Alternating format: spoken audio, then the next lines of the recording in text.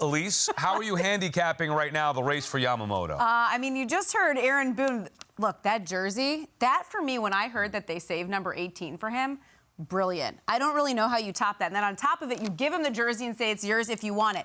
Then go back to when Brian Cashman was in Japan, saw Yamamoto's no-hitter, and then apparently reported that he kept the ticket stub from it. So I think there are so many things. Put the money aside, put everything else aside. There's so many things along the way that the Yankees have done to show that they are all in on Yamamoto. So anytime I hear things about other teams, those are a couple of the main things that I look back on that I think, how, as other teams, can you go beyond that? You had just mentioned, say, the Mets, a very good offer. So if they don't get him, it's not money related. Teams can do other things, but that's why I've always thought, how do you top that? Sal, at the end of the day, I think he's going to be a Yankee. And this is not the Yankee bias in me coming out. I just think there are a lot of tea leaves here.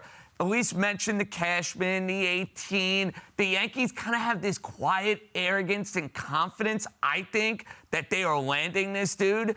And it just seems like the Yankees are set up to go and have that monster offseason after what was a nightmarish season for them, after what was their worst season since 1992.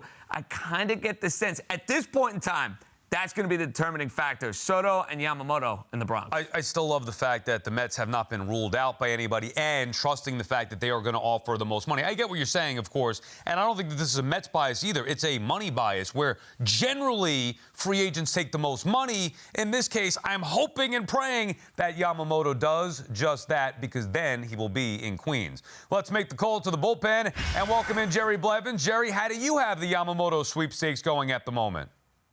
Yeah, first of all, shout out to him and his agent. This is the opposite, the antithesis of what Ohtani was in secrecy, which makes me lean East Coast. This guy wants to be a superstar. It's played out like that. They've made everything come to the front.